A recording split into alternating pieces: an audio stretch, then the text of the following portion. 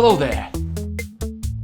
We are getting another Injustice 2 Mobile update very soon.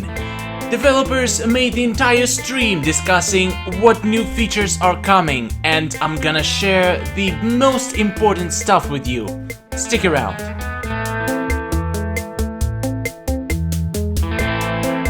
So I know what you wanna start with. New characters. 3 new characters were announced and they are coming, and we have detailed review of 2 of them. Let's watch. First one is absolutely new character that is just coming to Injustice 2 console version, and we already will be able to have her in our mobile version. I'm talking about Starfire. Let's watch some gameplay and description from developers. So we've gone ahead and we've added Starfire to the game. She is an agility character, and I think we have a little bit of video here that we want to show for her combat, right? Let's take a look. So Starfire, like I said, is an agility character. Her special one, she attacks with her hair and it releases a cluster bomb that actually knocks down the opponents. Her special 2, so she releases a slow-moving, so she does an attack and then releases a slow-moving orb that sort of acts as a trap across the fight line. You know, a lot of characters have those traps that they can lay down and use it for positioning on the fight line. In this case, hers actually moves, so it gives you an opportunity to string that into a combo or to start a combo. And then her special 3, so she does her sort of backflip, spin, fly forward. I believe that's what it's called in the move Something like that. And it does damage over time and actually knocks the opponent away as well. Now, I think where we start getting into Starfire being really interesting is her passive. Yes, so we did something new with Starfire's passive. The gist of it is, so she will actually regenerate portions of her health based on the power usage of your opponent. So in this particular case, you would want your opponent to be using their specials so that she can generate health should she need it. Right. And there's a part 2 to that, and we can see we've got her awesome super move right here. Good timing, Ray. Yeah. When she uses her super move, she actually heals her teammates for a certain percentage. So, like a lot of characters, you want to use their super move to either end the fight or just do big damage. In this case, you can actually use her super move both offensively and defensively at the same time, which is something sort of unique to the game. And what I love about the characters we put in the game is that every time there's a new character, the meta can shift a little bit about how people are playing. For instance, we talked about this today earlier, that where like you don't want power drain characters on your team.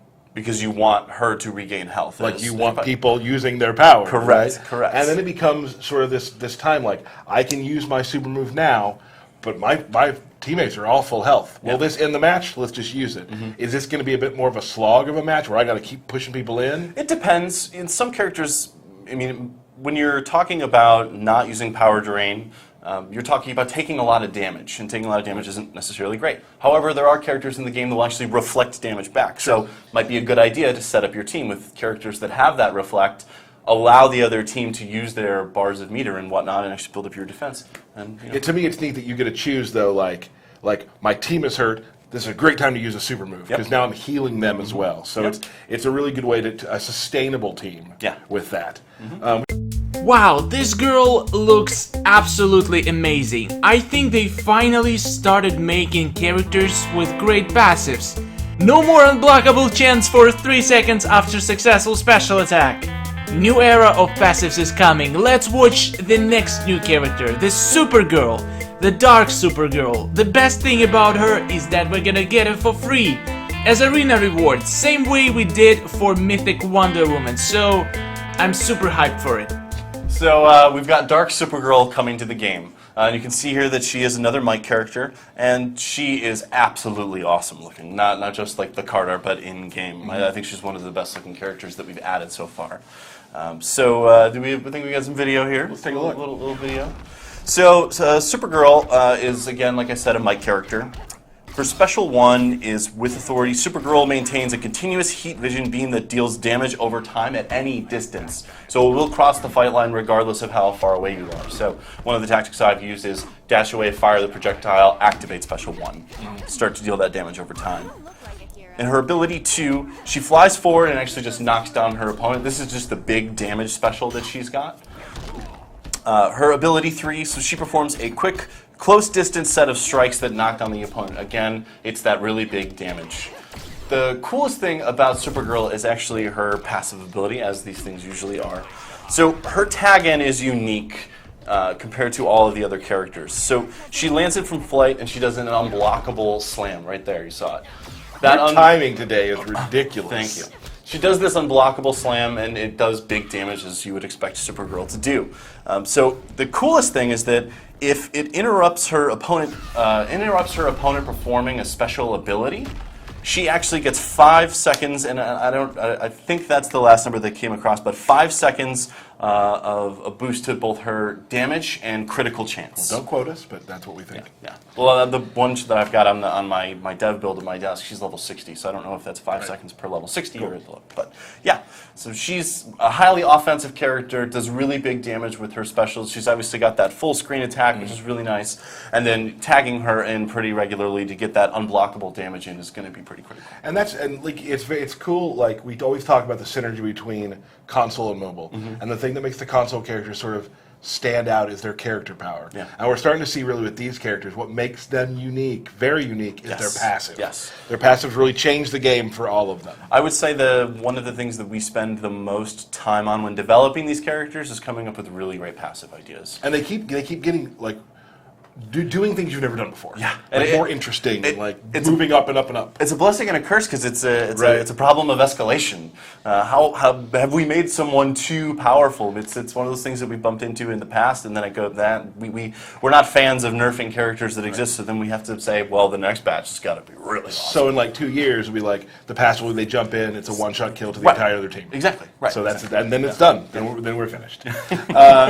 And finally, the new Green Arrow, which looks amazing, and which unfortunately developers didn't provide any information about, saying that they want it to be a surprise, which probably means that this guy is gonna be the best out of all 3 new characters, because it's only natural to keep Surprise as the best character.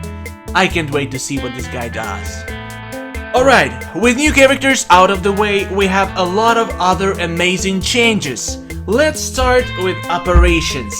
I know a lot of you guys had this trouble when you need to come back and pull all the characters again and again after each operation is over. Well, no more!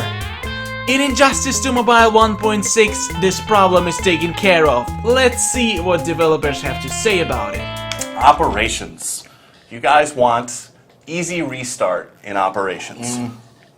Yeah, you like going through the whole thing every time? The whole rigmarole. It is coming in 1.6. It was one of those quality of life things that we really wanted to add, and we did add it. So in the next update, you will be getting easy restart for Is there a way to how that works? They're able to just push a button? Yep, same character, fire it right off all over again. So I have Catwoman going into operation, she gets back, button, she's back out. Correct. Without a break. No lunch, no dinner. No break, no lunch, She's dinner. Back out to the operation. Yes, 12-hour operations twice a day. No Get sleep. dinner on the way to the operation. Yeah. Developers also promised to work on the Grows Pack to add some more achievements to it. That would be amazing, because I'm well above the level 40 on my account, and it's just over, it's finished. I want more stuff, and I'm sure you do too, so let's see what they're gonna do about it. These are the general changes, but there are a lot, and I say it again, there are a lot of changes to the arena. Starting from finally reducing the chance to face incredibly high threat opponent, which wasn't a bad thing actually, it was more like a bug. I never complained about it because it's awesome. You can get a absolutely ton of arena rating from defeating them, even though I don't have a powerful enough team to defeat like 400k threat team, because I have only, my strongest team is about 50k threat, so I never faced those teams in my legit account, but I know a lot of people did, a lot of people managed to defeat them, and it's a great way to farm points. But it's a bug, and it apparently was fixed in the new update. There are more stuff, more awesome stuff about Arena. Let's hear the developers what they have to say about Arena changes. Yeah. So Arena has been a really hot topic, not just with the community, but also with us internally.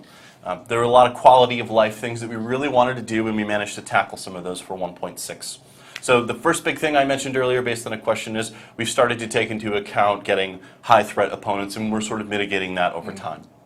The next big stuff is actually to the Arena screen itself. So we sort of refactored how we're displaying the information that you need the most, specifically your rank and rewards that are available at those ranks. So now with the new screen, at the top of the Arena menu, you're going to see your progress. And at the end of each match, your progress bar will actually fill up in the post-fight screen. So you will actually see the meter fill up and you'll see your progress from one rank to another, which is really cool. Cool. Another quality of life thing that we changed is once you have completed a fight in Arena mode, we take you right back to the pre-fight screen where you can find opponents. We're not going to bring you back to the Arena hub. We're going to bring you straight back to pre-fight so you can just jump right back in. So a lot of things, like this, there's kind of a theme going here, like operations, get right back in there. Yeah. Arena, get right back in there. Yep. One of the things that we've heard a lot about is just trying to get back into the game as quickly as possible. Which is a good problem to have, because people want to play the game more. Yeah. They want to wait. Yeah. Just move. Yes. We're fine with that. Yes. The next thing, and I think everyone's going to be very excited about Oh this. yeah, this is going to be big. Yes. We are going to start giving character XP in... Sorry, make sure that's right. Yes. We're going to be giving away XP in Arena mode going forward. So with update 1.6, you will start to actually gain that XP. This has been a highly requested thing from the community. After careful consideration, we've decided to move forward with it. So you will get XP as you play Arena mode. People are probably pretty excited about that. Yeah, I think so. Cool. Chapter 3 of the story mode is coming, and a new arena, Gorilla City, is gonna be added to the game. I'm super hyped for it. I love new arenas. Imagine if they're gonna be adding a new arena. At least one new arena for every single chapter of the story. That would be so freaking amazing. Okay guys, those are the biggest changes. Leagues are coming in September, in late September, which means probably in the next update, but they already starting to implement leagues, and the first stuff they implement is a chat. Yes, we'll have a chat in the game in 1.6 update, which is not gonna be fully functional. They say it's gonna be more like a beta version, where sometimes it will be on, sometimes it will be off. It's just in the testing mode right now. They want to make it perfect for the leagues to come in the next update. And they don't say what the leagues are, but they definitely say it's coming in the next update. And they're gonna discuss it very much in the next stream. I can't wait for this, but the fact that we have chat means that it's gonna be some kind of the community where you will be able to communicate with each other, but no more details on leaks yet, but I'm sure we'll have much more very soon. Alright guys, this is my review of upcoming 1.6 update. I can't wait, I'm super hyped, so many awesome stuff. Let me know in the comments what you think about the new update, and I'll see you in the next video. Don't forget to subscribe for more Injustice 2 Mobile and Mortal Kombat X Mobile and other games that we play here videos. I love you all, and I'll see you later. Goodbye.